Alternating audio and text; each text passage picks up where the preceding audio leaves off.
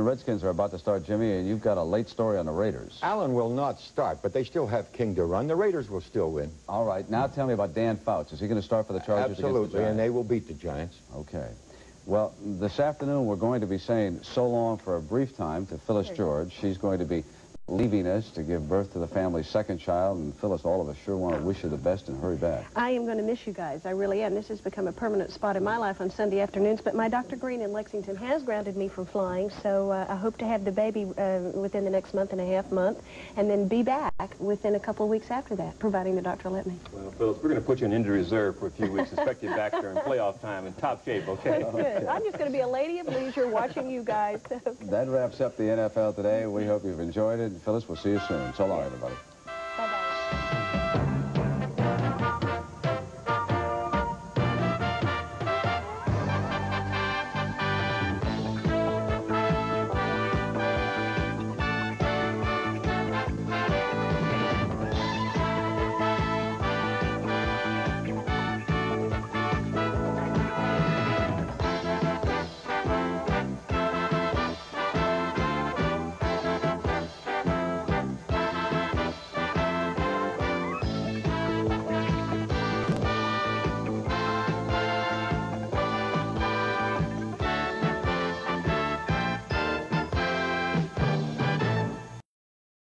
WCCO Television, Minneapolis, St. Paul.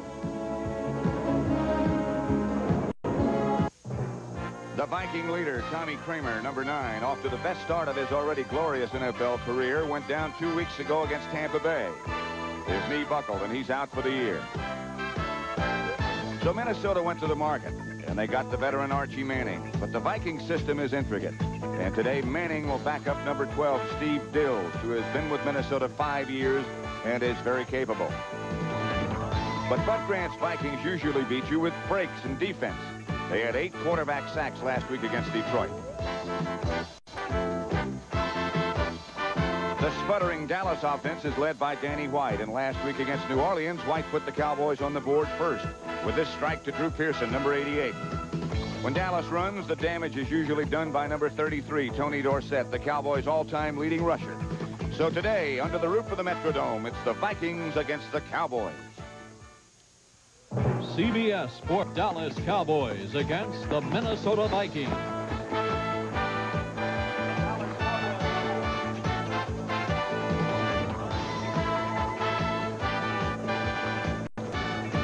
The Hubert H. Humphrey Metrodome in downtown Minneapolis is sold out. In fact, they say this is the toughest ticket to come by they've ever had since the Vikings have been in business here in Minnesota. The Cowboys usually attract that kind of attention. And at this point in our broadcast, we usually tell you what the weather is. Well, it's 64 degrees, 100% humidity, but that's outside. We're inside. And it's always a good afternoon here. I'm Pat Summerall.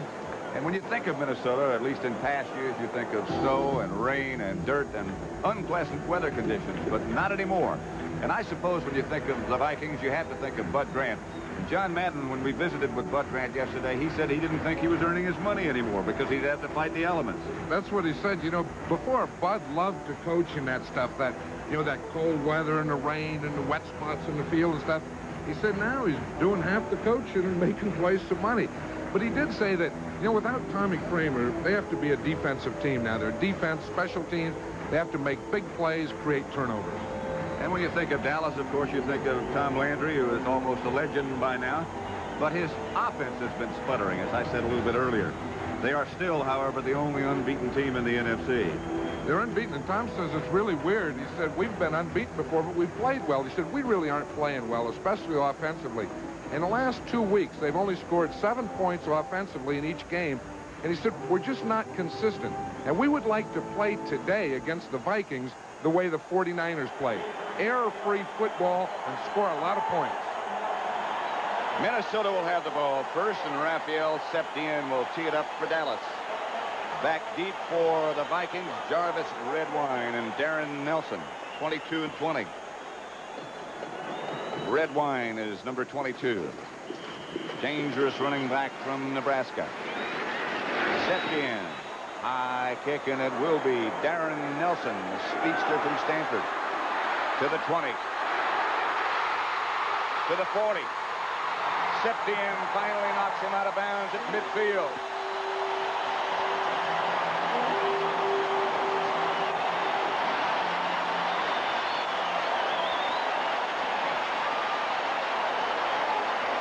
Here it is.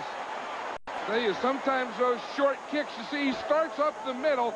That draws in the coverage team of the Cowboys to the inside. Then, boom, he takes it to the outside, right up the sideline for a 46-yard return. Pretty good way to start a game. What a great way, indeed, to start a game. Steve Dills is the Viking quarterback. Lone setback. They'll go with the one-back offense is Ted Brown. Very underrated. Casper in motion. Dills going to work early. Terry LeCount, the intended receiver. He had beaten Everson Walls, who fell down. Dills just couldn't get the ball there. And LeCount was wide open. Let's watch it on the chalkboard here. Here's LeCount. Now watch, here's Everson Walls. As he starts back to make his cut, he falls down right here, and LeCount is wide open on the sideline. Watch it here. LeCount comes off to the outside. See, he's down here in the bottom of the screen. Now watch, he starts in. As he makes his cut, watch Walls. He falls down. Had that ball been complete, that's a touchdown. Without a doubt, John. Ted Brown and Darren Nelson in the backfield. This is Nelson. Bangs right straight up the middle for about 5. The Vikings are fired up. Dennis Thurman made the stop along with Michael Downs. Here's the Viking offensive lineup sometime. Dills, Brown, Nelson, that's the way it was last down. LeCount and Sammy White, the wide receivers. Up front, Riley, Huffs, Willie Hamilton, Tim Irwin, and Bob Brewer, the tight end. Nelson now comes out. And Dills brings him up with Ted Brown, the lone setback. 3rd down, 5. 3 wide receivers. Line of scrimmage at Dallas 42. Dills goes from the shotgun. Ball batted down as the Cowboys put the heat. Ed Too Tall Jones rams it to the AstroTurf, the artificial surface. Rammed it to the artificial turf. That's one of the problems that the Vikings were worrying about is Dills is only 6'1". When you get a guy like Too Tall Jones who's 6'7" rushing you, it's a little tough if you don't throw around him, because you can't do the other thing. Number 25. Greg Coleman then goes back to kick. Punt formation. Rod Hill is back for Dallas, standing at the Cowboy 10-yard line. Coleman takes a Viking bounce. They down it, and they will down it at about the 2-yard line. Typical Viking performance.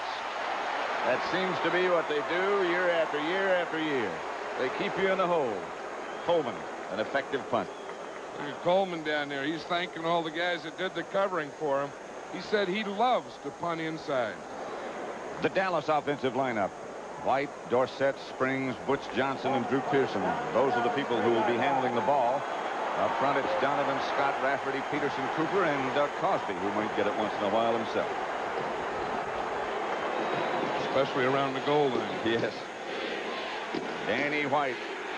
The Dallas offense has not been as high-powered this year as it has been in past years.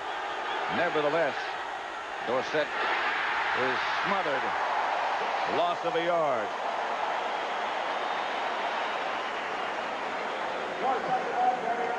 Here's that offensive line.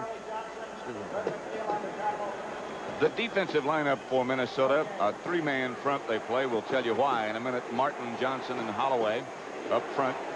4 good linebackers. Blair, Studwell, Dennis Johnson, and Fred McNeil. In the secondary, Rufus Bess instead of Swain, Teal, Hannon, and Turner. 2nd and 11. Balls at the Dallas 2. Danny White back to Dorsett. Dorsett. Maybe a yard, no more. Randy Holloway. This is a noisy place. One of the things Bud Grant was saying, when you play the Cowboys, he said you have to stop Dorsett. Because if they can run Dorsett, their whole offense gets in a flow. He said if they can't, then they never seem to get in sync. That's their nose tackle, Charlie Johnson, that's down. He, of course, came from Philadelphia. Now, let's see if we can pick up how he got hurt. Right here. It's to the right of the picture, number 65. It looks like his left knee. We see him right there. Yep, he got clipped from behind. He got clipped from behind right on that left knee. So Charlie Johnson, and they're checking that left knee right now. Dallas nothing, Minnesota nothing, first quarter.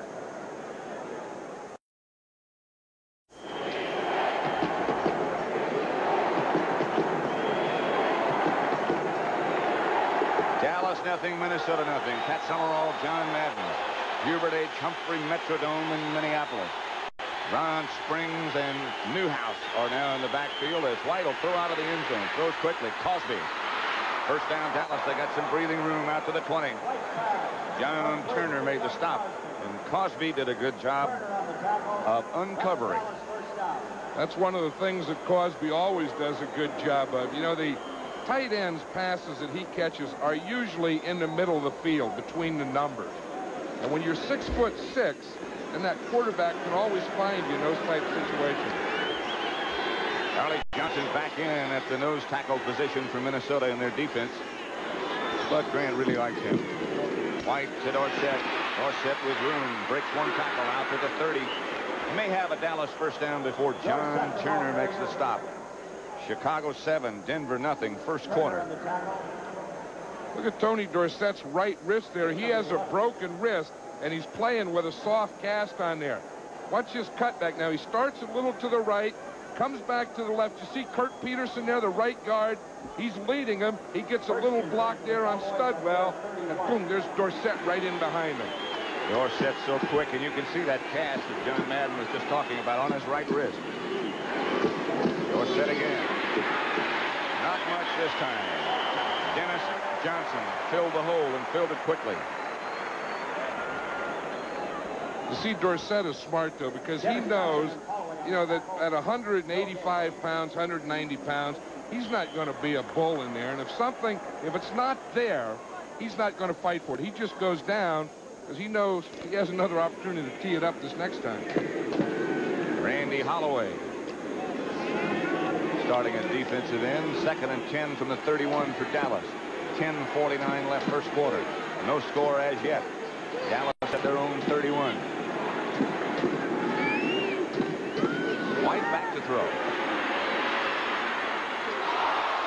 In and out of the hands of Billy Joe Dupree. Bounced off his shoulder pad. Dennis Johnson was the nearest Viking defender.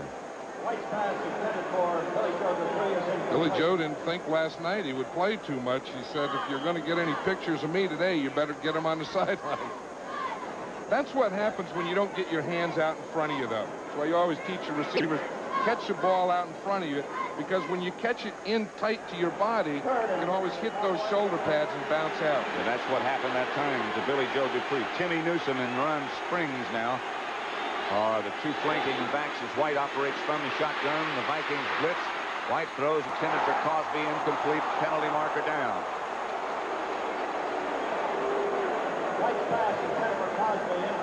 Looked on that one. Cosby was trying to uncover, and John Turner, I think, was holding him. Yep, they caught him. John Turner, number 27, was covering Cosby. Cosby was trying to get away and fight, and I think Turner just kind of had a hold of him. The referee is Bob Frederick, and the rest of his crew is John Keck, Jerry Bergman, Dan Wilford, Bill Swanson, Gary Lane, and Don Hakes. This is Frederick. Illegal contact. Defense number 37. First down. I think it was 27. I think you're right. They say Willie Teal, but Teal was not even close to it. It was Turner. Yeah. Sometimes the officials have a tough time telling a 2 from a 3. Sometimes. First down then for Dallas from their own 35. White. Pearson. To the 45. 8-yard, 9-yard pickup. Rufus Best starting in place of Swain. Took him out of bounds. Green Bay 7. Tampa Bay. A lot of woes in Tampa. Nothing. W-O-E-S. A lot of nothings in Tampa, too. They're 0-4. Right. 2nd and 1. You like this down, don't you? Great to call plays. I'd still be coaching. His life was 2nd and 1. Fumble. Dallas got it back. Danny White pulled out a little quickly.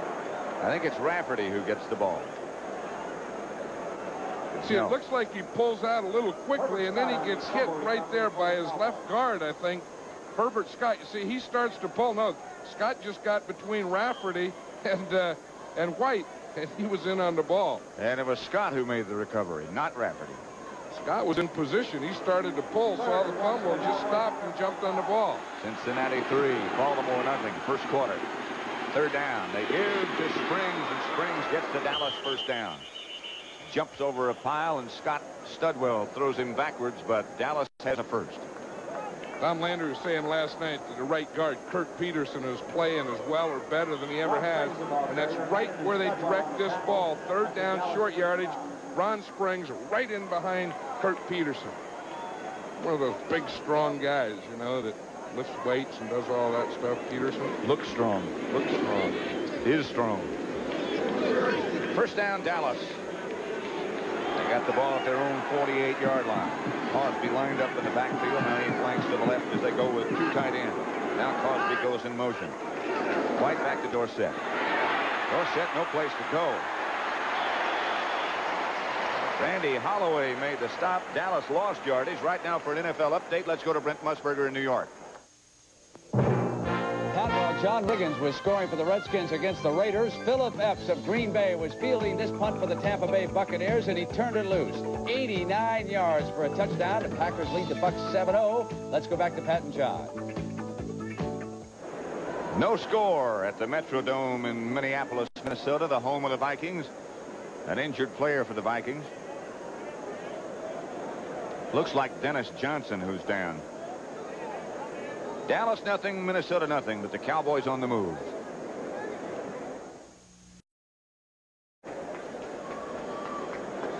Matt Blair is number 59. And let's see how he got hurt. Here he is right here, and it's his left shoulder. And I think he gets it right at the contact point. You see, he's playing out there, playing out. Now he comes inside, and I think right there his own man hit his left shoulder. That happens a lot in those piles, those pile injuries, when a guy's out and someone else comes flying in and hit him right on the shoulder. Matt Blair seems to be at least thinking that he can shake it off. 2nd and 11. Cowboys operating from their own 47. White in the shotgun. Hands to Dorsett. Dorsett swings to the outside. Not much room. He's got about 4 or 5. Robin Simlin, who replaced Blair, made the stop. The Vikings have had a lot of injuries this year, and Bud Grant was telling us yesterday that Blair is one of those guys who doesn't rip, tear, pull, sprain, or bleed, and then he goes down early. But look at all those guys. And leaders, Tommy Kramer, of course, was having his best year. Joe Sensor, the great tight end. Mark Mullany, he was the starting end who was playing the best football on the defensive team. And Keith Nord was the leading tackler on the special teams as Dallas now operates from the shotgun, and White throws down the middle. Cosby had it, lost it. Turner has the interception. And the Vikings get a turnover. Scrambling and jumping and scrambling around. 11-yard return by John Turner. Minnesota takes over. This is the way the Minnesota Vikings win games. Last week, they had 5 interceptions. They had 8 sacks. This is the type of defense that they play. You know, they play a zone defense. Watch this. The ball's tipped. There's John Turner right there. Boom, coming back the other way. That was a pass that Cosby could have caught. Minnesota ball. In 2 weeks, CBS Sports will be at Belmont Park in New York to bring you live coverage of the Jockey Club Gold Cup and the Champagne Stakes races. Top field, including horse racing's all-time leading money winner John Henry, and Kentucky Derby winner Sonny's Halo is expected to compete for the Gold Cup. That race could very well decide the horse of the year, so be sure to join us. Right here on CBS, Steve Dills has Ted Brown as the lone running back. Aaron Nelson flanked out wide to the left. They look in that direction. They ask Nelson. He breaks one tackle. Gets away from another one. Has a Viking first down and more. 17-yard pickup.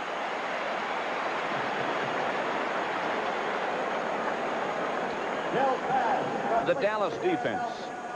They play a four-man front, as you know. Ed Jones, John Dutton, Randy White, and Harvey Martin up front. Hegman, Brunig, and Dickerson, the linebackers. In the secondary, Walls, Thurman, Klinkscale, and Michael Downs.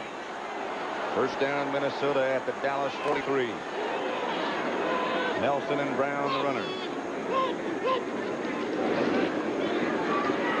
Bill has a man wide open, has a touchdown. Danny White ran away from Everson Walls.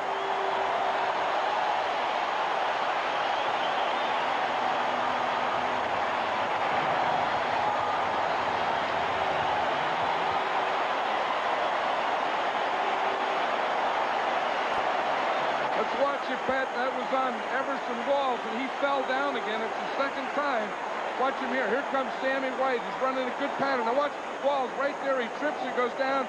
Sammy White is wide open. That's a heck of a throw. Look, he goes down, gets up, touchdown. Slides in for 6. Sammy White from Steve Dill. Vikings break on top. 7:17 left first quarter. 60 yards in 2 plays they covered. The extra point is good. Benny Ricardo, number 1. The first and only soccer-style kicker, sidewinder, if you would, that the Vikings have ever had. Minnesota leads Dallas 7-0. Let's watch the touchdown again. Sammy White is going to run a post pattern up and in towards the goal post. Everson Walls is going to fall down. Now you say, where's the weak safety? Let's watch, and we'll show it. Now watch, right back here. Here comes Sammy White off the line. Now if we can just stop it right here. Here's Everson Walls right here. He's the weak safety. He had gone over here to double the count, which leaves the whole middle open. Now watch this. Now Walls is right there. He falls down. The weak safety, Michael Downs, was doubling on the right side, so Sammy White was all alone. And so Benny Ricardo, number 1, will kick off. Vikings leading Dallas 7-0. Cowboys unbeaten. The Vikings 3-1, leaders of the NFC Central. Ricardo shanks off the left side of his foot and out of bounds, and he'll back up to the 30. Run Fellows. Back deep for Dallas. Right now for an NFL update, let's go to Brent Musburger in New York. Pat, there is even more speed on this Packer team. Here is Lynn Dickey going to a rookie from Arkansas by the name of Jesse Clark. He explodes for a 75-yard touchdown. 10th touchdown pass of the year by Dickey. It's 14 over the Buccaneers. Back to Pat. Tough times for John McKay in Tampa Bay. Minnesota 7-0 over Dallas. Took them 2 plays. They went 60 yards, 16 seconds. Dills hit Darren Nelson, then hit Sammy White for 6. You know, Sammy White has always been a leading receiver for the Minnesota Vikings, and this year he hasn't caught many passes, and Bud Grant was saying that he's been drawing a lot of double coverage, you know, since Ahmad Rashad retired. And he said yesterday, it was interesting, he said, you know, maybe tomorrow the Cowboys won't pay as much attention to Sammy White. And as you pointed out, they doubled on LeCount. Left Sammy White with single coverage on Everson Walls. And then Walls fell down. And the Vikings got 6. And then 7. Ron Fellows and Rod Hill back deep for Dallas. This is Fellows from the 8. Fellows dropped the ball. The ball went out of bounds, and so did Fellows. Nobody hit him. He just lost the handle. Washington leading the L.A. Raiders 7-0 first quarter. San Francisco 7, New England 6 first quarter. Fellows a little disgusted with himself. Dallas has come from behind to win all 4 of their games so far, and if they're going to win today, they'll have to do it again. That's one of those things you like to do when you have to, but you're not proud of having to do it week after week after week. Butch Johnson is out wide to the right. He is starting in place of Tony Hill. Drew Pearson is out wide to the left. White gives to Dorsett, and Dorsett gets about 9 and really took a walk. If he's not hurt already, he will be after many shots like that. He said he's hurting all over. He has ribs. He didn't wear his rib pads last week, and he had a rib injury. Let's watch it. Here's the Cowboys' favorite play. It's a counter. Dorsett takes a step to the left to hold the defense, then comes back to the right with the on-guard pulling and leading.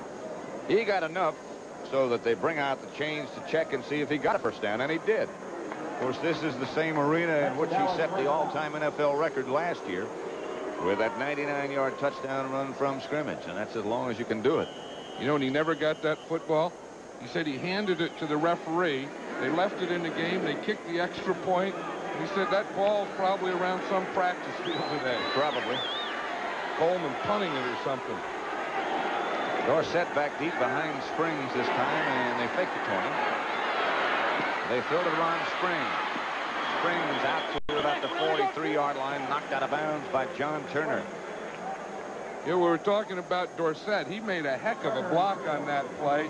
Dennis Johnson, the inside linebacker of the Vikings, was coming on a blitz. Dorsett faked the run and then just went in and boom, just cut Dennis Johnson. Let's see if we can watch it here. We'll see Dorsett. He's the second back, 33. Now watch the fake to him. Now watch, there's Johnson, 52. Look at Dorsett. Just cut him down, and that gives Danny White the lane to throw the ball. There's more to being a complete back than just running. Dorsett just showed you an example of that. Second down and about 4. Dorsett again. The 45, short by 1.5 yards of a first down. Scott Studwell made the stop. There is Bud Grant. Philadelphia 7, Atlanta nothing, first quarter. A couple of strange teams. Seattle 3, Cleveland nothing. Chuck Knox has got the Seahawks in gear. Career record for Bud Grant, 146, 80, and 5. That says a Minnesota coach. Overall, there's only one ahead of him in career victories. That would be George Halas. That includes Bud's record in Canada and as a head coach. Third and short. About 1. Dorsett has the Dallas first down. Over the left side. Now he checks his wrist in that soft cast. He said he put it on the other day, and he was allergic to it. He said his whole arm broke out, so I think they put something on underneath it. Now Dorsett goes over to the sideline and is replaced by Newsom. You know, in addition to all of Tony's ability, he's tough. He really is, and small. 7-3, so that score. Here's White back to throw. He is hit just as he let it go by Doug Martin, who came from the left side. Around Jim Cooper, and got a piece of Danny White's arm. Doug Martin is probably now the best of the Minnesota Viking defensive linemen. You know, we were talking about Mark Mullaney. He had been. He'd been having his best year. He was injured last week, and he's out. So Randy Holloway is playing the right side for him today, and that makes Doug Martin their #1 defensive lineman. Doug is 6'3", 255 from the University of Washington.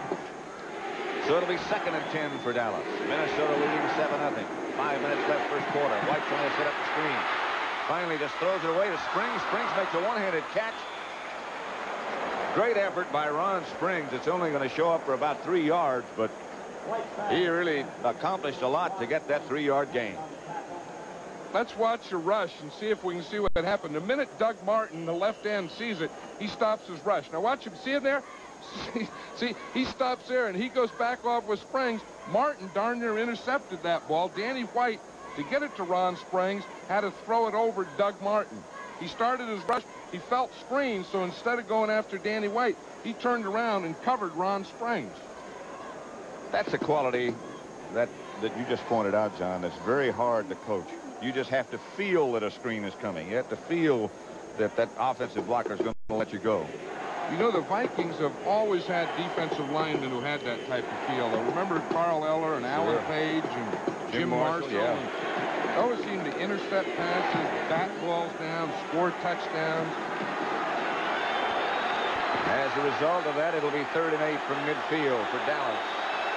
Shotgun formation. Rafferty back to White. Good snap. White. First down to Springs. Minnesota 40. Fred McNeil on the tackle. Seems like McNeil and Blair have been in that purple Viking uniform forever. Bookends. Houston nothing, Pittsburgh nothing, second quarter. Cincinnati 10, Baltimore 7, first quarter. Here it's 7-0, Minnesota over Dallas, first quarter. 3:50 left to play in that first period. Springs in front of Newsom. Dorsett, I beg your pardon. Dorsett is back.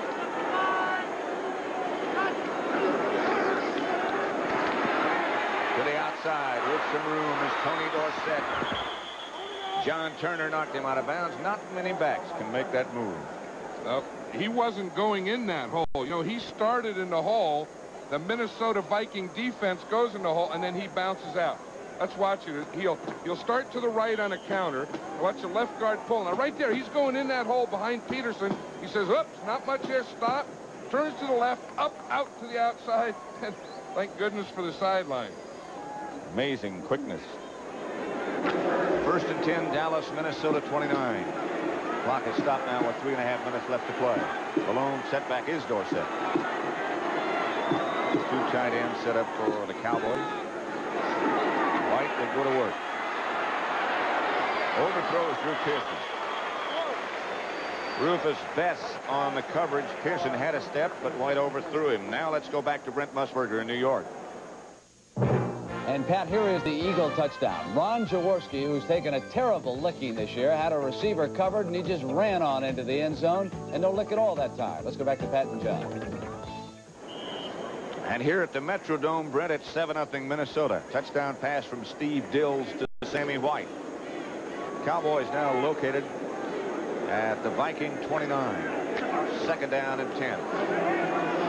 3:27 left to play first quarter. White will go from the shotgun. Inside forward handoff to Dorsett out of the shotgun. Doug Martin, the first Viking to stop him. That didn't fool the Viking defense. I think what the Cowboys were trying to do, get in a shotgun, make them think pass, get all that defense rushing, and then, boom, just break a run right by them. They didn't. They were there waiting. Dorsett goes over to the sideline, and Newsom replaces him. That's Bob Hallway, who signals in the Minnesota defense. 3rd and 9.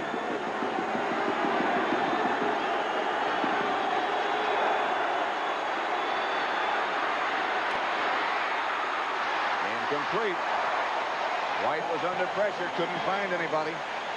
Jimmy Newsom, the intended receiver. James Duck White put the pressure on, much to the delight of this sellout crowd. I think White was trying to go deep to the right to Butch Johnson in the end zone. Watch him here. You see he's looking out there to the right. He's looking. In fact, he starts to step to Butch Johnson. He's not there. You see he had to come back. Good coverage caused that, because Butch Johnson wasn't open to the right. White had to come off it. When he came off, it was too late. Raphael Septien from 45 yards out with Glenn Carano holding. He's 2 for 2 on the year from this distance.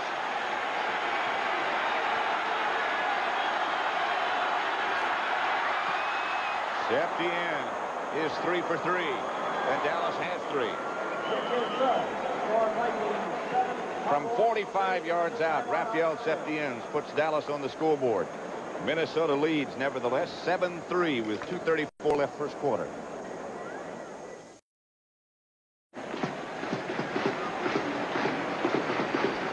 Pat Summerall, John Madden at the Hubert Humphrey Metrodome in Minneapolis.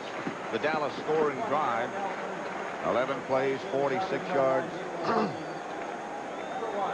The field goal from 45 yards out by Raphael Septien. Time of possession so far, Typical Minnesota game, 10:59. The Cowboys have had the ball, 1:27 for Minnesota. Nevertheless, the Vikings lead. Septien to kick it off. Didn't get it. Vikings, Scott Studwell. Well, David Huffman had it first. And the Vikings will operate from their own 33-yard line, it would appear. David Huffman, he's a backup offensive lineman. You know, when he get the ball, you see him, he caught that ball, and he starts to run like this. He was protecting himself all the way. Wise choice. Those guys, those centers and guys, they don't know what to do with that ball. Just protect it. Hold on, man.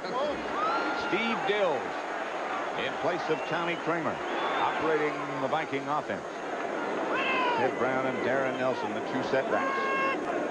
Brewer, the tight end. The fake by Dills. The look by Dills. Man open again. Picked off by Ron Fellows for the Cowboys. Fellows cuts back. Fellows with some room. Darren Nelson tripped him up. Fellows, if he had gotten by Nelson, had some more room. He was trying to go deep to LeCount. Now, LeCount had Fellows beaten by 3 or 4 steps. Dills just threw the ball short. Fellows is up there now. Watch here, LeCount is chasing. He gave him a little wave by there, and there goes Fellows. Had he made that move, as you say, that could have been much bigger play. Dallas will take over at their own 49-yard line, 1st and 10. Vikings leading 7-3, 2:13 left first quarter. Danny White, Cowboy quarterback. Springs and Newsom, the two setbacks. Dorsett gets a rest. This is Springs.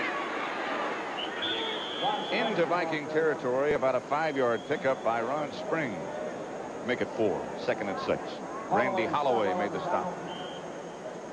You know, you're talking about those two Minnesota linebackers, Fred McNeil and Matt Blair, and both 10-year veterans, always, you know, been on those end spots for those Viking teams. They seem to make more big plays.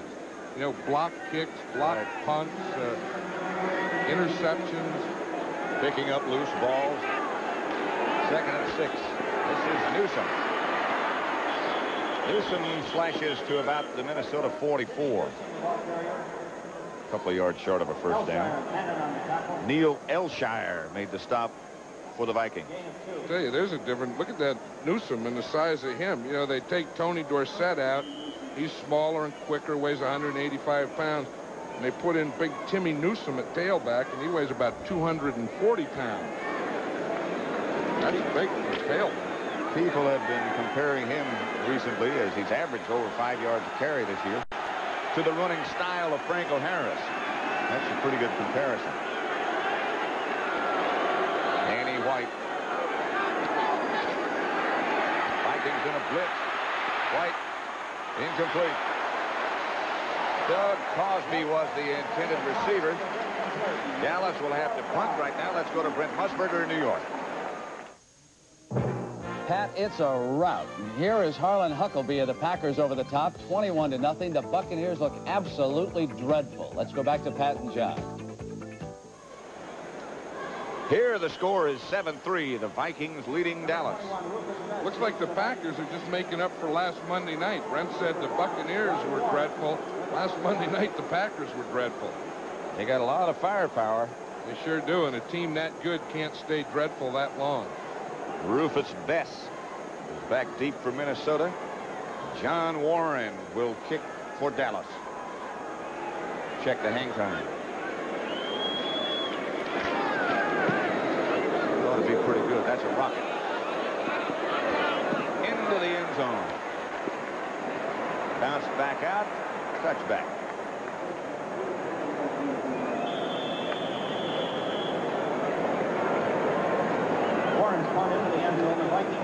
This telecast is presented by authority of the National Football League. It's intended for the private use of our audience. Any rebroadcast or other use of this telecast without the express written consent of the Minnesota Vikings and the National Football League is prohibited. Steve Dills comes back on as the quarterback for the Vikings. Sam McCullum comes in now, coming off the injury list. Bud Grant looks on. Interesting, that flight of geese gave over the Viking complex yesterday. Bud looked out the window and says, well, hunting season starts today. They're safe till noon. They're safe till noon. They have about 1 hour to go hide. First and 10, Minnesota. Third and 20. Hills. Brown. 7, 8 maybe. Brunig made the stop. The Eagles have now gone 14-0 over Atlanta. Still in the first quarter in that one. And Chicago, surprising. 14-0 over Denver. Mike Ditka coaching with a broken hand after he hit a filing cabinet last week in anger. Seattle 3, Cleveland 3, second quarter. I don't know why those coaches get so emotional. I know you never did you? That's the end of the first quarter at the Metrodome in Minneapolis. Minnesota leads Dallas 7-3 at the end of one.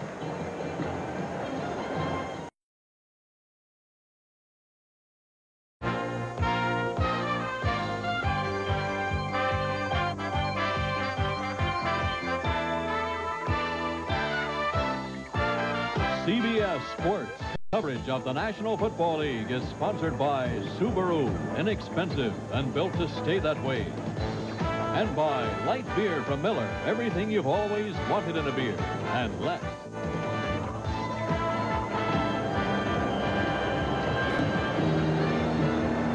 Pat Summerall, John Madden.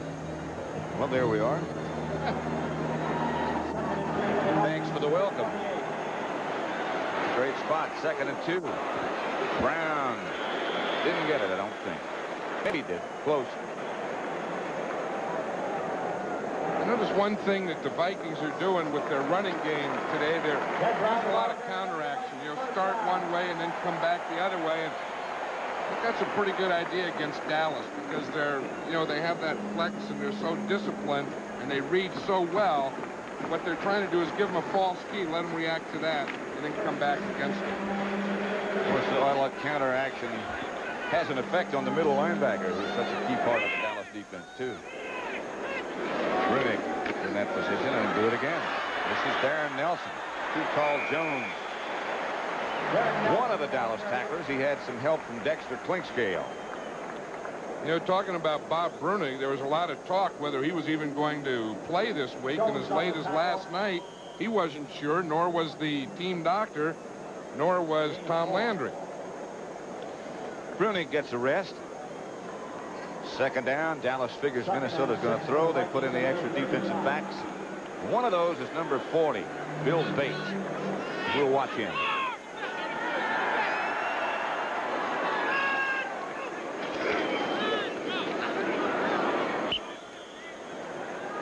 They didn't throw. Ted Brown, the ball carrier, got maybe 2 yards. Anthony Dickerson, who's really playing well. There were a lot of question marks about the Dallas linebackers in the beginning of the year, but they've been pretty much quiet. And of course, Dickerson has had so many big plays. Remember 3 weeks ago against the Giants, he had that big play last week. He had the big play against the Saints. He sacked Stabler in the end zone for the 2-point safety that eventually won the game for him. 3rd and 4.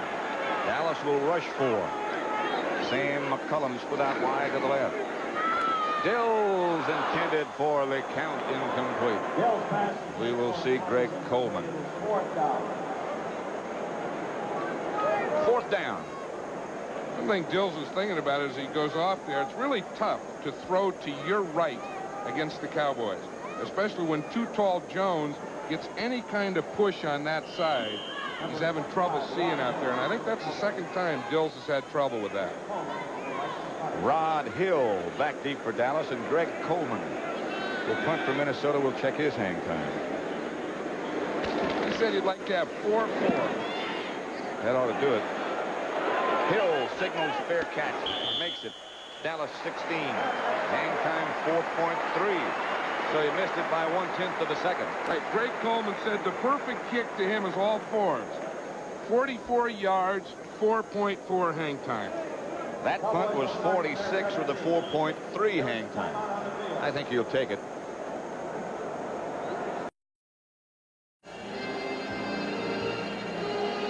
Harry P. Bud Grant His team leads Dallas 7-3.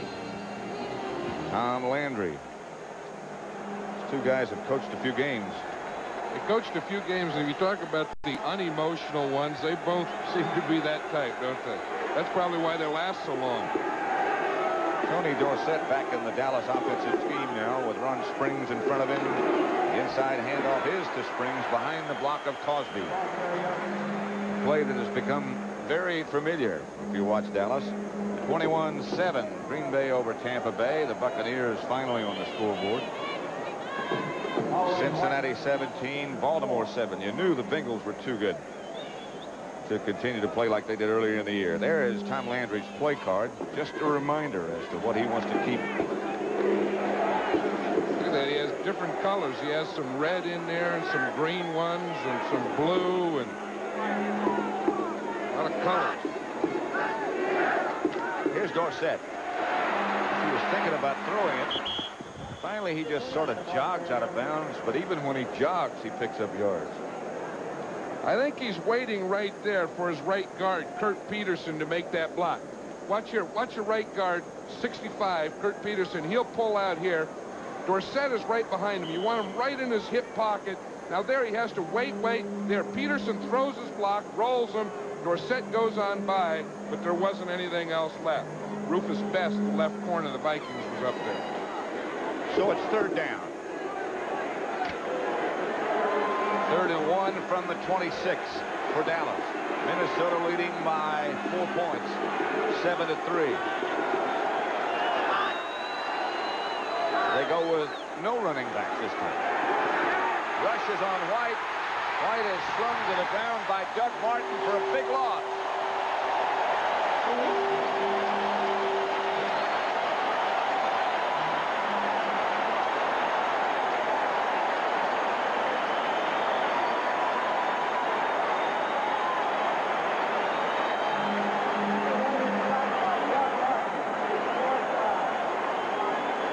Doug Martin got a hold of Randy White. There was no way he was going to let him get away. With no backs in the backfield, you know that it has to be a pass. Now watch Doug Martin. He'll come in, and he's going to see. Look, he gave a little spinner there on Kurt Peterson. He gets that right hand on Randy White, and there's no way he's going to get away. You see that spinner move he made? That's some move by Doug Martin. Rufus Best back deep now. We'll check John Warren's hang time again. Vikings have 2 men out in front of the wide Cowboys people. Warren doesn't get it. Pass at midfield. Cowboys down quickly, led by Bill Bates and Ron Fellows. 37-yard punt, 1-yard return. The Cowboys special teams down in good shape, but Minnesota has the ball in good shape, leading by 7-3 in the second quarter. Let's watch Doug Martin on that move again. Here he is right here. Now what he does is he starts outside on Kurt Peterson, real tough here. Then he makes a spinner move back in on White. I think the move is worth watching again. Watch him. He gets this. He starts strong to the outside. Peterson starts out. Then he does that spin and right up the middle. That was a great move. Danny White doesn't think so. Here is Gary Hogaboom talking with Dick Nolan and Danny White. And now Tony Hill, who still hasn't recovered from that injured arch. Minnesota at midfield, 1st and 10. Hills goes to work. Darren Nelson goes to work, still on his feet, still on his feet. Nelson gets the first down. Randy White finally got him out of bounds. 13-yard gain by Nelson from Dill. Aaron Nelson's thinking he should have gone all the way on that one. That's what he used to do at Stanford University. He was a Vikings #1 draft choice and a little disappointment last year, especially with Marcus Allen doing so well with the Raiders, who was drafted after Nelson. But Bud Grant told us yesterday that Darren Nelson was doing the expected things of him. Hill. Touchdown, White.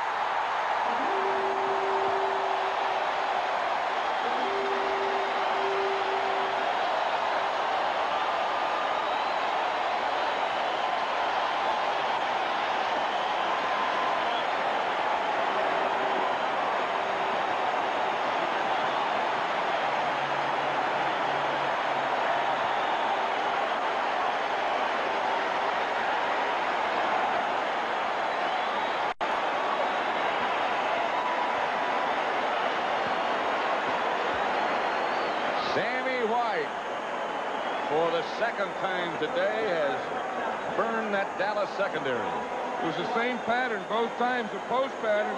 The first one was on Everson Walls. That one was against Dennis Thurman. Ricardo. 14-3 in favor of Minnesota. Let's watch Sammy White. He'll be on the left side. See, I formation, a little divide by the back. Gills is watching White all the way. Sammy White will be wide open right there in the middle. See him, there comes Dennis Thurman chasing him. No Michael Downs. No free safety and a free run for Sammy White for 6. Number 1, Danny Ricardo. Pat Summerall, John Madden. Metrodome, Minneapolis, the Minnesota scoring drive. 2 plays, one more time. 49 yards, 49 seconds. Dills has hit Sammy White twice for a touchdown. 14-3 in favor of the Vikings. Ron Fellows from the 5. Got some room. Fellows by Ricardo. Ricardo made the tackle, and Fellows gets back to the Minnesota 43. 52 yards by Ron Fellows puts the Cowboys back in business. You know, it's the same type of return. You see how he starts up the middle to get that coverage team to come down inside. Then he breaks it to the outside. He gets by here. Now, look, here's number 1. The only guy left. He's the safety. Benny Ricardo. He's going to stay in front of him, stay in front of him. Make a pretty good little effort there for a kicker. Yes, he did. Not bad. Get that right arm out there. Hook the leg of Ron Fellows. Very good for a kicker. White. Butch Johnson. Ball thrown short. Willie Teal on the coverage. White is 5 out of 12 for 43 yards. The 1 interception. This is Tom Landry sending into play with Howard Richards. Howard Richards and Herbert Scott alternate every play, bringing into play at left guard. When Minnesota feels that Dallas has to throw, they put in 4 defensive linemen to put a little more pressure on Danny White. They put in Neil Elshire and James Duck White.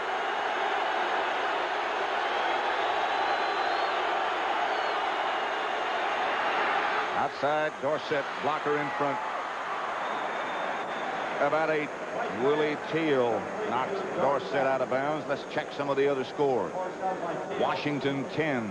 The Raiders nothing. Redskins are serious about defending their title. Cincinnati 17. Baltimore 14 second quarter.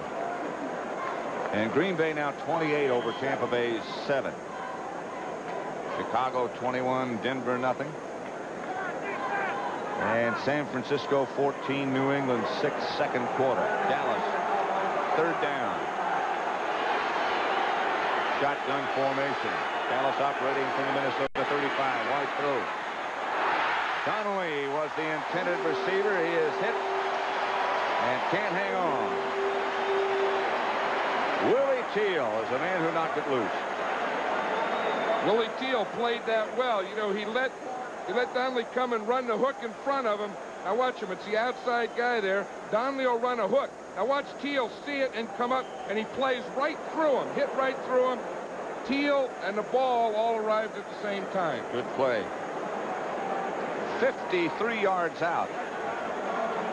Raphael Septien will try from there. That's a long way for anybody.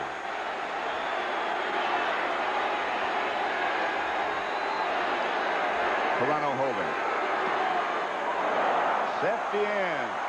No good.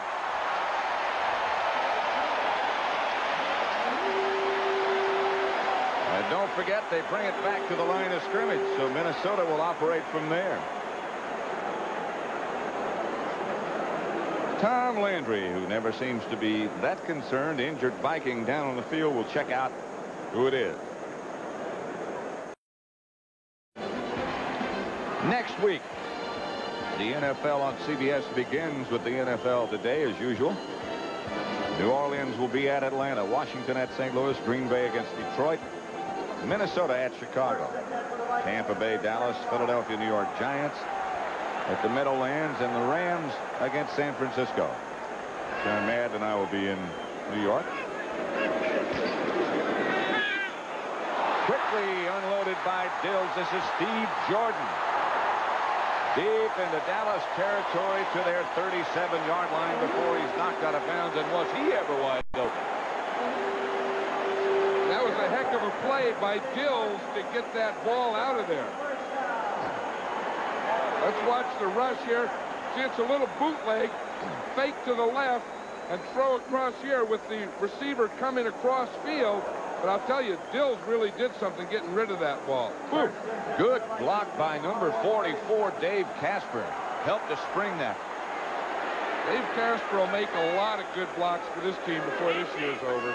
1st and 10 from the Dallas 37. Vikings trying to move further out in front.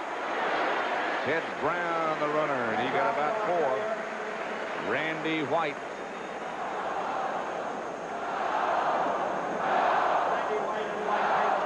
Doesn't take a lot of time to accomplish what you're after, and that is victory. Look at the Vikings' 2 touchdown drives, if you could call them that. 2 plays, 60 yards, 2 plays, 49 yards.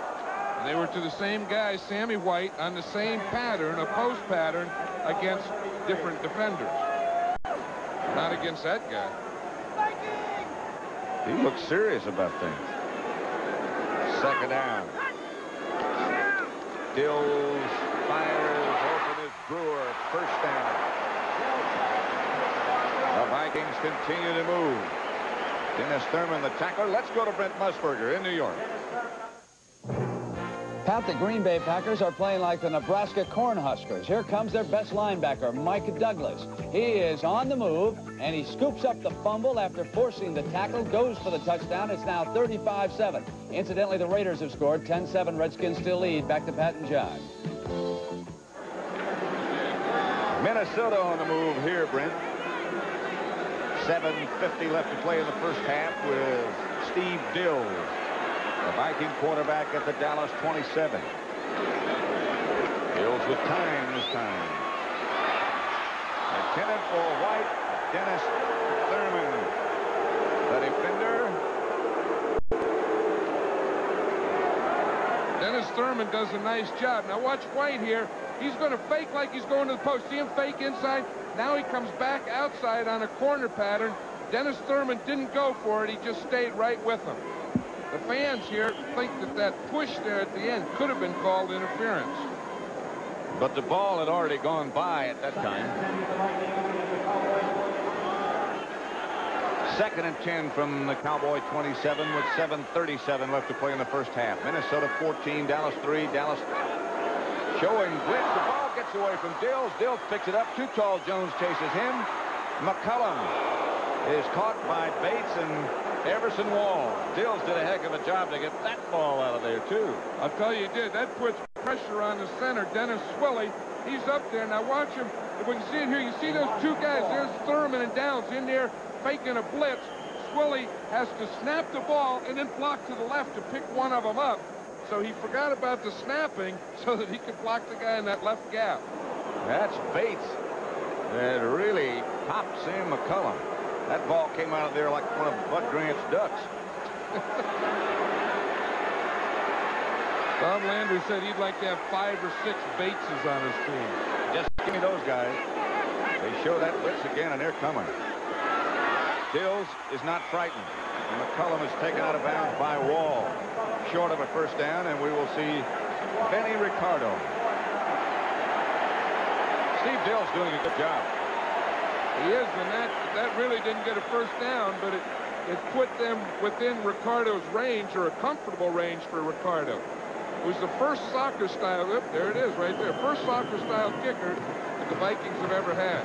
They usually have those old got black shoes, you know, kicking straight ahead. They still all got black shoes. Yeah, but they're kicking from the side now. It just doesn't look right, does it? Benny Ricardo is good. And now he's hurt. Let's see what happened. Well, it's his plant foot. Now watch the left foot is his plant foot. He gets it there planted, and as he has it planted, it looks like he got hit by Ron Fellows right there. On the left ankle. On the left ankle as it was planted in the turf. He's still down. That was his 10th straight field goal. That ties a Minnesota record, which had been held by Fred Cox and Rick Danmeyer. And Ricardo limps off.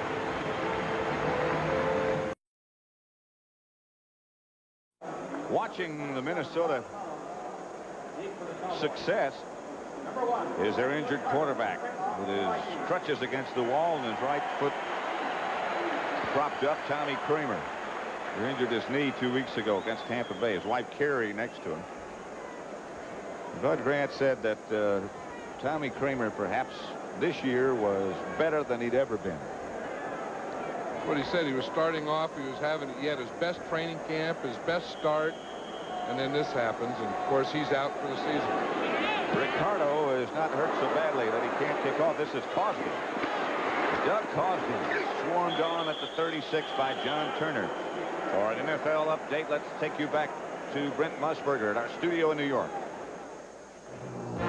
Pat, the Atlanta Falcons have snapped back against the Philadelphia Eagles. Bartkowski to the fine rookie Hodge here, who makes a good catch, and now it is 14-7. Eagles still lead. Back to Pat and John.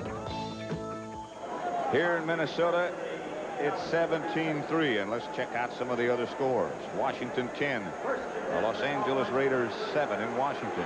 Cincinnati 24-14 over Baltimore. Green Bay 42-7 over Tampa Bay. Tony Dorsett, the lone setback. White outside, Drew Pearson swings away, or tries to, from Willie Teal.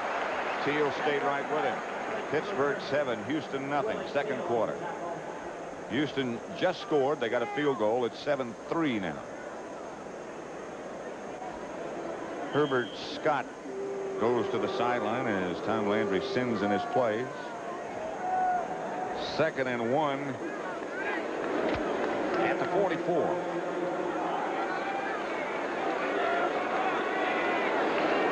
Howard Richards brought the play in as Scott sits down. That's the way Tom Landry gets him in. Richards got a good block. The trap for Dallas gets a first down for Dorsett. Tommy Hannon made the stop. Dorsett, the ball carrier. Clock running 5:39 now left first half. Minnesota 17, Dallas 3. Both teams have all of their timeouts remaining, 3 apiece.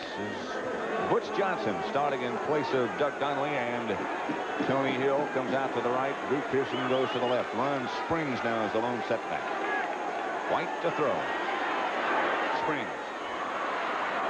Out of bounds by Blair. Danny White pass complete to Ron Springs. I'll tell you one thing, this Vikings secondary is doing a good job of covering downfield. You know, there's been a couple times where White has looked out at Pearson, or he's looked out at Butch Johnson, and he hasn't found anything there, and he's had to dump off the ball off to his running backs. Richards bringing the play in to Danny White as he waits. There's number 70 checking in. Tony Dorsett comes in, and Springs goes out. They go with 2 tight ends. Billy Joe Dupree lines up on the left. Cosby lines up on the right.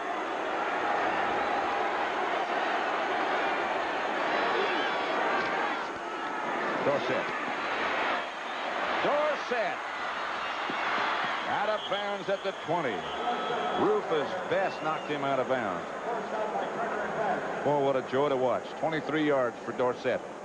Rufus Best made a nice play on that because Butch Johnson was blocking him, but watch Dorsett run here. These quick little moves he has. He starts up. Look at that move. Little stutter step. Boom to the outside. Back to the inside. Back again to the outside. There's Butch Johnson trying to block there, and he really doesn't get the job done. Rufus Best does a good job here. Watch 21. Hold him, hold him, hold him, hold him. Now get right there and knock Dorsett out of bounds.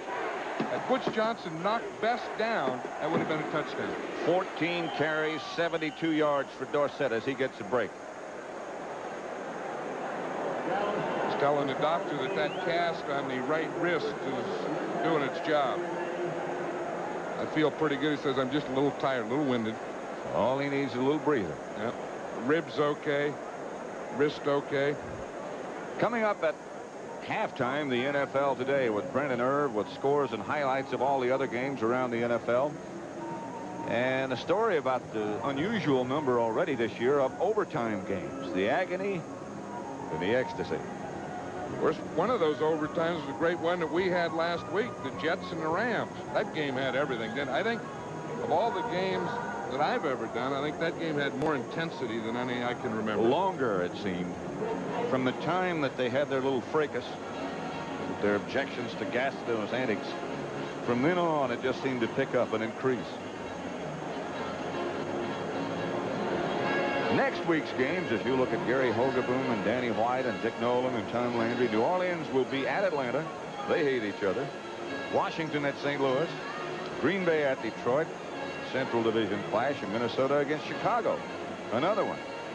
Vikings leading here 17-3 over Dallas. Tampa Bay will go to Dallas next week. Philadelphia will go to New York. And the Rams against San Francisco, and they hate each other. A lot of rivalries next week.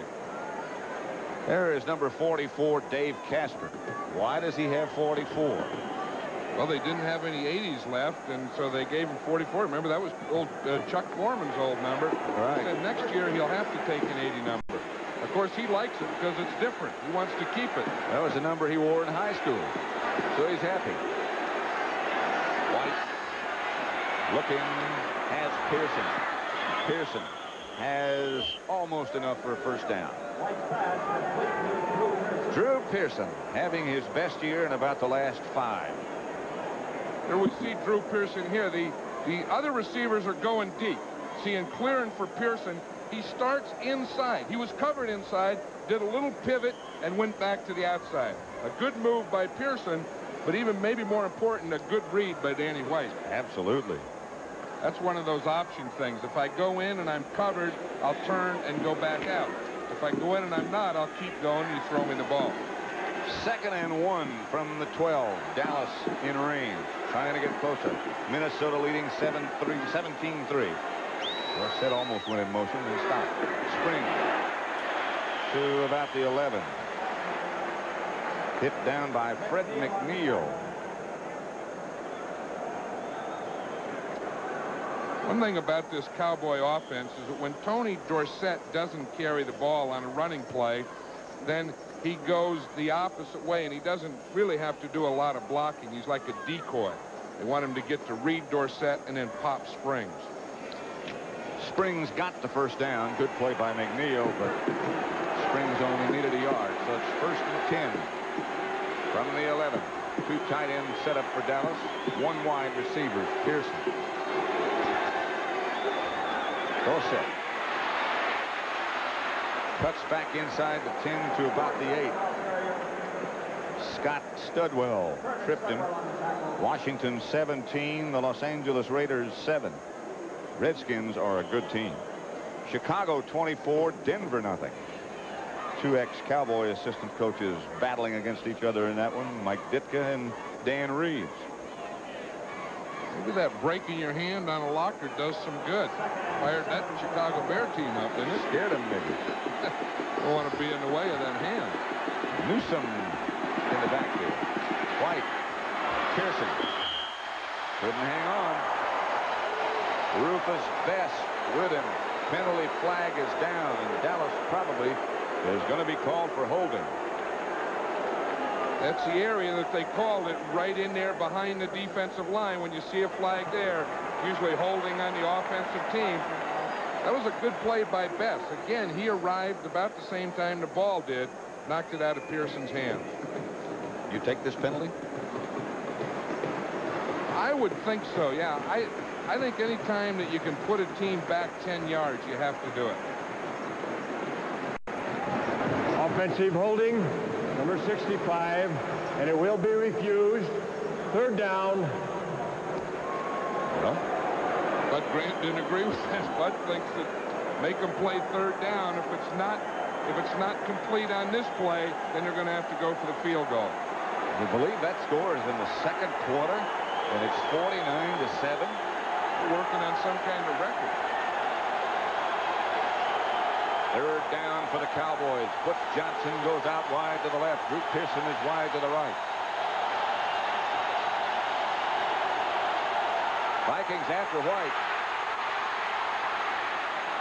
Has a man open. It's Newsom, and he's down at about the 2. Great job by Danny White. Rufus Best made the tackle. And now if you're Tom Landry, let's see how close they are to a first down. Do you go for the field goal? White is saying about a foot. This is one of those things that White makes a play. It wasn't supposed to be a rollout. He sees the rush from the inside. He scrambles. Everyone was covering deep. They let Ron Springs go in here short. Or Timmy Newsom it is. He goes in short and gets the play. It wasn't a first down, though. And they're going for the first down. Let's watch 89, Billy Joe Dupree. He's going outside. He tries to get back in. He can't. That's why Danny White had to throw it to Newsom. Fourth. Excuse me, John. Fourth and about a foot. Osby was the man in motion. White rolls. White rolls and scores the Dallas touchdown.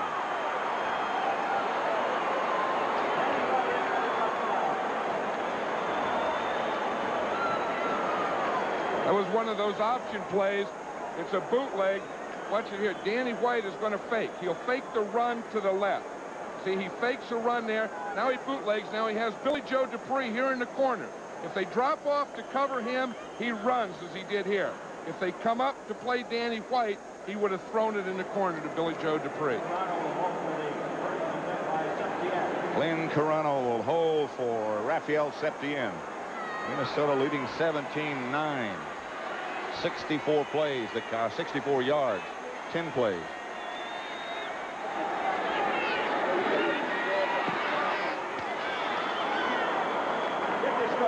Kick is good by Raphael Septien. And it's Minnesota 17, Dallas 10 with 2:31 left in the first half. Let's watch that touchdown play again and see if we can see how something like that opens up on an option play. It's interesting now. Danny White is going to come out on a bootleg here. Billy Joe Dupree runs deep into the corner. If the defense drops off, White just continues to run right here. If they were to come up, then he'd pass to Dupree. Now watch the whole thing develop. First of all, you get the motion, then you get the fake inside. Now the bootleg. Now see him drop off there? You see they dropped off with Dupree, and that let Danny White get it into the end zone. That's a tough play in the goal line, that old option run or pass off. It always has been. Danny White likes, he's even smiling. He said, boy, did we fool him on that one, huh, Tim? At the half today, the NFL today, with Brent Musburger and Irv Cross with scores and highlights. And the story about overtime. We've had 8 overtime games already this year. The all-time record, I think, is 13. It is, I think, 13 for a season. We've had 8 in the first 4 games. 13 at 1981. Septien winds one to Jarvis Redwine, who feels it in the end zone, and Redwine has some room. Tripped up by Dennis Thurman. That's one thing about the Cowboys. If a guy's a good athlete, like Thurman is, they'll use him on special teams. Some teams let him rest, but Cowboys will play those good athletes on special teams. Dennis Thurman is starting right corner. Dickerson was on that coverage team. Michael Downs. Michael Downs.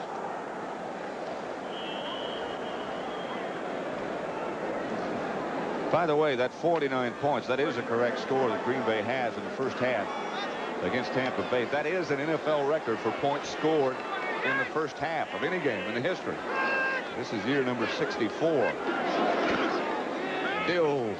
Under pressure. Intended for Darren Nelson, covered by Bates. Cowboy rush by Dutton and Harvey Martin. Hurried him a little bit. Darren Nelson is standing there and saying Bates interfered with me. Still pointing to Bates. Tom Landry just gets his eyes glow when you talk to him about number 40. You bring up Bates, and he said, you know, if I had 5 or 6 of those guys, I wouldn't even worry what coverage we use. We could use anything. Just run all over the field and knock down balls and hit and do all the things the defensive back has to do. Dills, the quarterback, as White, Randy Shifts him in front of the center. Cowboys have a little stunt. This is Ted Brown, chased by Dickerson and caught by Dickerson. Bill Bates there to help out.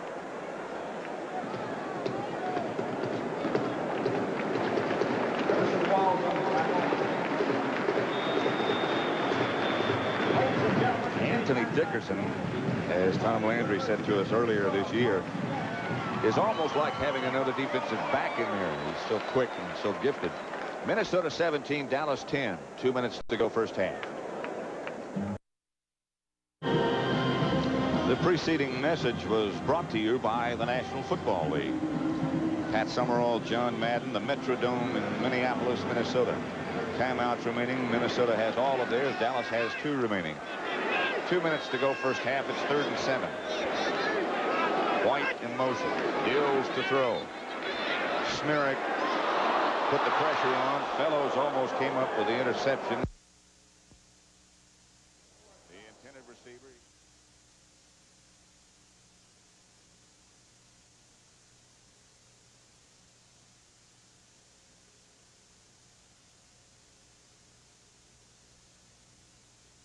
He liked that a lot better, and Greg Coleman said, yeah, that's fine for you guys.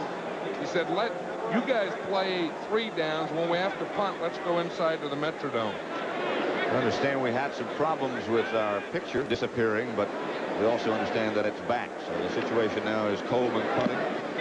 Good kick. Wow, what a shot. Rod Hill back. Coleman gets it out of bounds at the Dallas 3. What a punt. 59-yard punt by Greg Coleman. Forget about the hang time. The important thing is it's out of bounds at the Dallas 3. And he put it right where he wanted to. No wonder he likes this Metrodome so well. As I was saying, he said, yeah, the other guys can play outside in the old stadium fine. If we can come in here on 4th down and kick, I love to kick here. I can understand why. Back at the beginning of the game, you know, the Cowboys are a little bit like the Yankees in baseball. You either love them or you really hate them. And here, it's mostly dislike. I'll tell you, though, they still fill up the lobbies in their hotels that they stay. We went over to that hotel last night, and it was full of autograph seekers. No other team like that. Danny White has Cosby in motion. A handoff is to Ron Springs. Springs gets out to about the 7-yard line. Dennis Johnson made the stop for the Vikings. You know, an interesting thing about this play, this used to be a short yardage play. Watch Doug Cosby, 84. He comes in motion. Now watch him. He'll just lead right up through there and help ream out the hole. In fact, he's making a block there on the nose tackle, Charlie Johnson. Poor old nose tackle. They think of him off the center, the guards, the tackle. Now it's the end. In motion. 2nd down, 5. Ball at the 8. Dorsett. Not this time. Tommy Hannon met him right at the line of scrimmage. No gain for Dorsett. That's what the strong safety has to do. We'll see the linebacker come across. Good block by Howard Richards here. But now as he does that, now Hannon has to be right up there and make the play. See, as he comes up, yeah, the linebacker plays inside and the strong safety's outside. Dallas takes a timeout now, so they have 1 left to talk things over. Tom Landry in conference. Danny White over there with Dick Nolan. Jim Myers, Landry, Al Levan behind them. Minnesota took that timeout. I'm sorry, it was not Dallas. It would make sense. What Minnesota wants to do is take the timeout now, stop them on 3rd down, force them to punt from their end zone, get good field position, pick up a 1st down, and kick a field goal. Well, that sounds easy, doesn't it? Yeah. Stop them on 3rd down, field the kick, get a 1st down, kick the field goal, and go in instead of leading 17-10, go in 20-10. That sounds like a whole game plan. Don't forget, at the half, we'll be switching back to our New York studios for the NFL Today set. And Brent Musburger and Irv Cross with scores and highlights for what's going on around the league. We told you already that Green Bay has scored 49 points in the first half against Tampa Bay. That's an all-time NFL record. Brent and Irv can spend the whole halftime showing Green Bay highlights. Yeah. They belong to show the highlights. 49 points, that's hard to score in practice when you're setting up the defense. Of course, there's been this past week in Florida a lot of questions about John McKay. Is he going to stay, or is he going to retire, or step down, or what might he do? He says, I have no intention of retiring. Newsom started into the game, then left. They do have 11 men a game. 2 wide receivers, 2 tight ends. Fumble. Minnesota has it.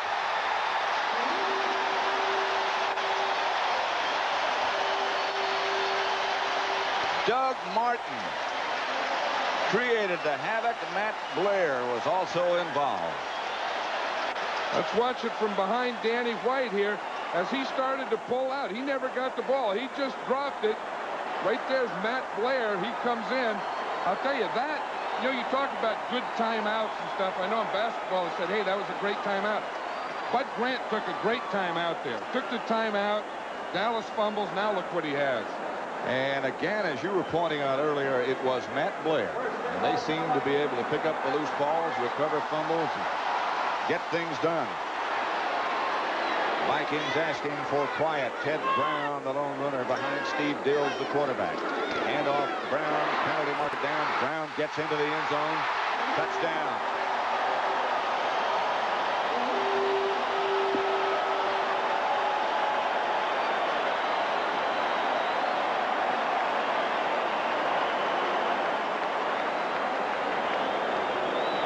Encroachment on the defense. Touchdown.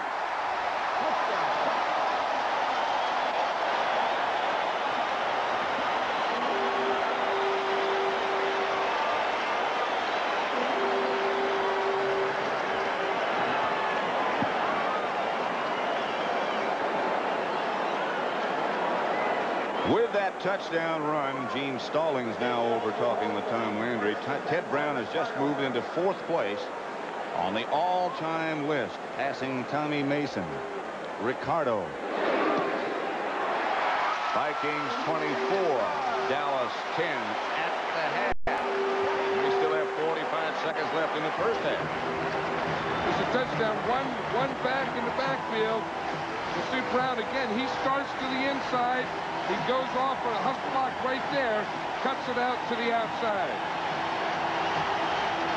Let's see if we can watch it here from here. We'll see a good block right here by Wes Hamilton. We'll see Brown start to the inside right here, cut off here, and then right into the end zone.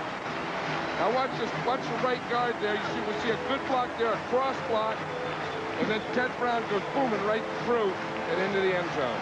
Hamilton did a great job on Dutton. Brown did the good running. Minnesota 24, Dallas 10. Boy, you talk about that good timeout. Did that ever pay off? You know, I always hear the basketball guys talking about, oh, it was a good timeout, and I never knew what they were talking about. But I know one in football, and Bud Grant, had he not taken that timeout, you know, maybe that wouldn't have happened. Plus, he may not have had any time. Touchdown drives. Can you call them drives? 1 play, 2 plays, 2 plays. Minnesota 24, Dallas 10, and that's the way they beat you. Ricardo. Fellows at the 6.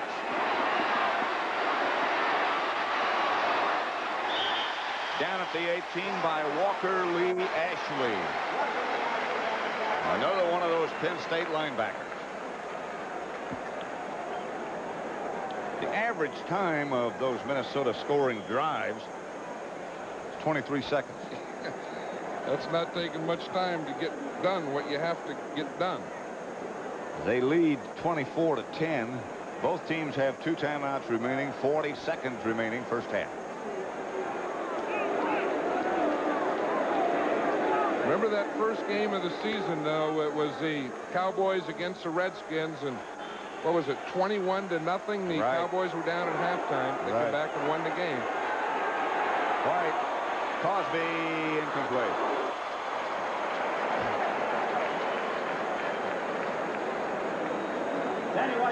Here's where you send 3 guys deep. Doug Cosby has the middle. Butch Johnson and Drew Pearson were outside. Looks like Cosby has everyone beat, but look, right there is the safety, John Turner. Had he caught that ball, there would have been a real collision anyway. He would have suffered. 10 out of 20 for Danny White, 84 yards, the 1 interception. And he has scored the lone Dallas touchdown on a rollout. Drew Pearson comes wide to the right. 35 seconds left to play first half. 24-10 Minnesota. White gives to Dorsett. Some room and out of bounds. Got enough for a first down. They'll move the sticks. They also stop the clock with 30 seconds to go. Dorsett 17 carries, 86 yards. What Grant said, as John Madden mentioned earlier, one thing we have to do is stop Dorsett. So far they haven't really done that, but they've at least contained him. Well, and they've done some other things. They had that big play on defense, which just gave him a touchdown. They had 2 big passes to Sammy White, neither of which includes stopping Dorsett. Donley is split out to the left as Dallas goes from the shotgun. Drew Pearson, the intended receiver, knocked away. Carl Lee, the defender, and a good defensive play by Carl Lee. That was the same type of thing that the Vikings are doing. They're giving a little cushion. But once the ball's in the air, they're reacting, and they're hitting the receiver just as the ball is getting there. That's about the 4th time that that's happened in this first half. It'll be 2nd down and 10 for Dallas from their own 29. Minnesota leading by 14 points as Drew Pearson swings wide to the right with Cosby. On the shotgun. Flag is down. Middle screen is run. Sean Springs, the ball carrier. Springs gets out to the 40. Willie Teal made the stop. 17 seconds left to play. Let's see what the penalty is.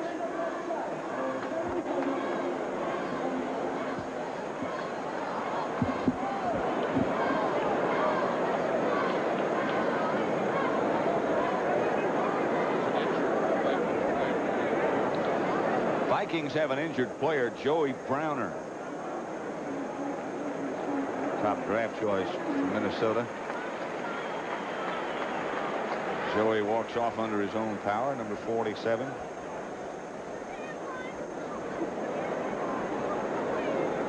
Dallas will keep the play. The penalty was against Minnesota. Bob Frederick, the referee, obviously having a little difficulty with the microphone that we could hear. The defense, now we can hear. Number 75 was offside. It will be refused, which will make it a first down. There is a timeout. There is a timeout. Now that's a surprise because a penalty is an automatic timeout, and of course that stops the clock. I'm sure that Tom Landry's upset if that was against the Cowboys, because if you know there's a penalty, the clock is stopped anyway. But if you still call timeout, they have that new rule this year that anyone can call timeout at any time. So Dallas is charged with a timeout. That means they only have 1 left now, with 17 seconds left to play in the first half. Minnesota 24, Dallas 10. Vikings have 2 timeouts remaining. Dallas has only 1. 17 seconds left to play. The Vikings one more time have taken advantage of every break that has come their way. Yeah, we were talking about the game we did last week in the Rams and the Jets. It seemed like every other play was a penalty. We just saw that penalty there. That was only the 2nd penalty called this half. The Vikings had 2. The Cowboys have yet to be penalized. We think we set a record last week for holding penalties. We have 11 that were accepted. Right. Philadelphia 21, Atlanta 7, second quarter. San Francisco playing very well now. 17-6 over New England at the half.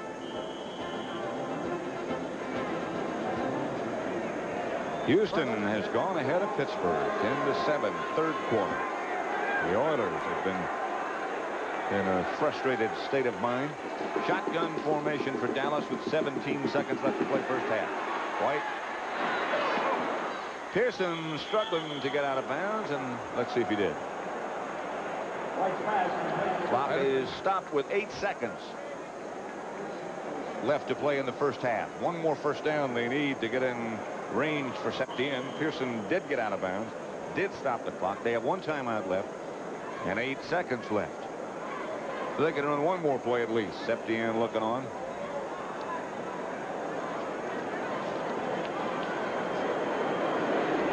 Donnelly trots off. Pearson goes left. Butch Johnson comes right.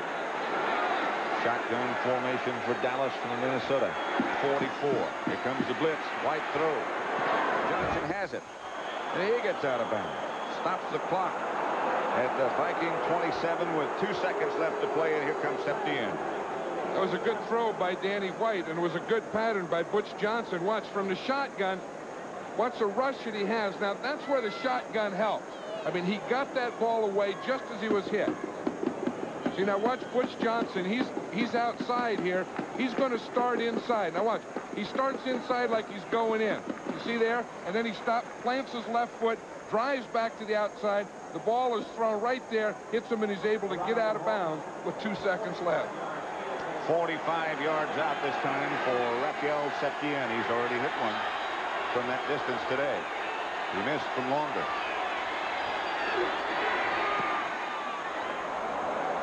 Septien hits from 45, and that makes it 24-13 as the first half comes to a close at Metropolitan Stadium in Minnesota.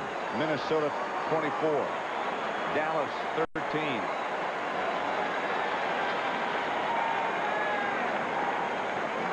Cowboys center Tom Rafferty, who does the snapping and is the center, had a tough time getting up after that last snap. It looks like his left foot.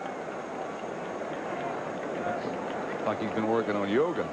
I'll tell you, that's a tough position, that center on that field goal, because everyone wants to crowd in that middle, and since he has his head between his legs, they like to get the push on him. So Rafferty is still being administered to as Minnesota leads Dallas at the half 24-13.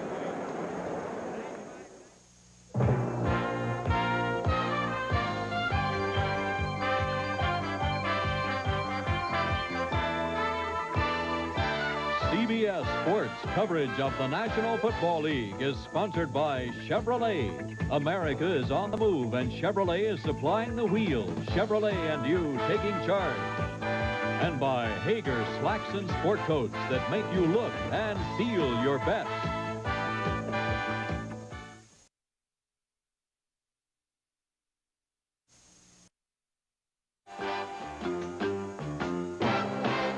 Welcome back to New York. It is hard to believe that the Green Bay Packers are the same team that was dominated Monday night by the Giants. That 49 points in the first half establishes a record. That's the most points ever scored in a half. It has been a long afternoon for John McKay and the Buccaneers, and it started this way. A punt return by Philip Epps for 89 yards, and it was 7-0. How did Lynn Dickey do in the first half? 10 of 14, 267 yards, and 3 touchdowns. This was his first. The rookie, Jesse Clark. 75 yards for the score. And how did James Lofton do? He also put 6 on the board. Crossing pattern, and the Buccaneers have been absolutely pathetic this afternoon. The Packers have scored a pair of defensive touchdowns. They've recovered a fumble for 1, intercepted a pass and ran it into the end zone, 49-7, and they've just started the third quarter. Philadelphia and Atlanta, and the story here is Ron Jaworski. If you saw the lick he took a week ago against the St. Louis Cardinals, you'd be amazed that he's even playing this afternoon for Marion Campbell. But Irv, not only is he playing, he is doing a sensational job. His receiver sealed up by Atlanta here, and he simply strolls on into the end zone for the first 7. And then he came back, and with good protection on a beat-up offensive line, drilled that touchdown pass to Vito Cab, and okay, that's the Falcons' signal there, and Bartkowski made it pay off to Floyd Hodge, the rookie, on the 6-yarder, and it is now 21-7, the Eagles with the lead. The Washington Redskins. Someday soon, folks are going to start to believe in this football team. They have dominated the Los Angeles Raiders, who are playing without the great Marcus Allen because of an injured leg. 17-7 right now. The Redskins and Joe Theismann in the lead at the half. Cincinnati has just scored again, so it is now 31-21 over the Baltimore Colts. They are in the third quarter there. The Chicago Bears, they always beat up on the AFC West. It is 24-0. Willie Gault has scored, and it is his 5th touchdown of the season. San Francisco and New England, they are underway in the third. The 49ers lead the Patriots 20-6 now. And let's take a look at some of the action there. Ron Meyer of the Patriots with his big running game, and also the AFC's leading quarterback in Steve Grogan. And in the early going, he was right in the middle of it when Derek Ramsey, the former Raider, caught that touchdown pass. But it has simply been a case of too much Joe Montana. There he hit the former Patriot Russ Francis for an 8-yard score. And then after that, Montana and the 49ers simply dominated. And when the ball was down inside the 10, Jeff Moore got outside. Wendell Tyler, of course, is sidelined for a couple of weeks. But Jeff scored their touchdown, and it is now 20-6, the 49ers with an early lead. Seattle and Cleveland have been slugging it out, still tied at 3. They are in the third quarter of that game. And the Houston Oilers have gone ahead of the Pittsburgh Steelers 10-7. They are in the third there. And, of course, the game you are watching and has the Dallas Cowboys again behind, I guess, for the 5th straight time. And, Irv, how do you analyze it? Well, of course, you know, the Cowboys have only given up 3 touchdown passes coming into this game. They gave up 2 in the first half alone. We'll see why they work, Brent. Trying to get the free safety to move either away from the ball or step up is really the key against this pass here. Dill's hitting Sammy White on a deep post. Everson Walls falls down, but the free safety moved away. That's really the key. Dill's this time working against the blitz, looking for the free safety. He steps up, throws behind him deep. Sammy White's 2nd touchdown of the day. So really the key, I guess, in beating that Cowboys secondary is to get that free safety to make a bite.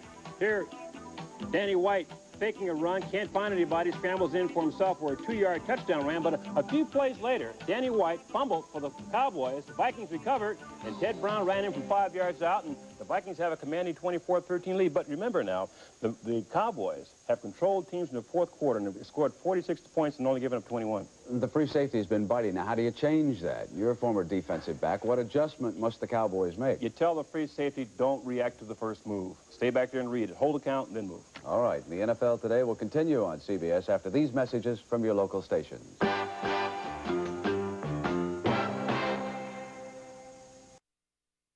CCO Television, Minneapolis, St. Paul. Baseball note today, the New York Mets have just revealed that manager Frank Howard has been fired.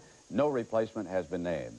Now, you know, before 1974, regular season games that ended in a tie in the NFL stayed that way. No overtime until the playoffs. But that year, the NFL officials wisely decided that even during the regular season, it wasn't much fun for a fan to leave a game with the feeling that, well, he's just kissed his sister. So that rule was changed, and as Charles C. Canty now tells us, this season has started out on an overtime bet.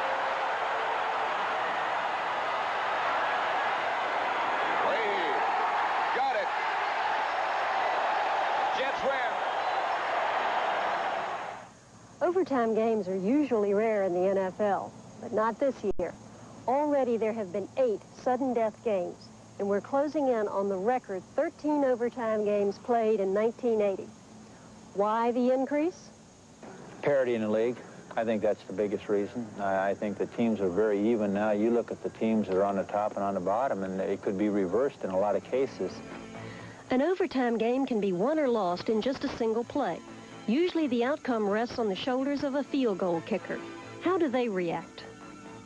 I was thinking tremendous. I'm going to get a chance finally because I've never had a chance to actually win a ball game, and I was psyched up for it, and I was very positive. Snap, kick, it's up, it's long, yes! It's good! The Saints win it! The Saints win it overtime!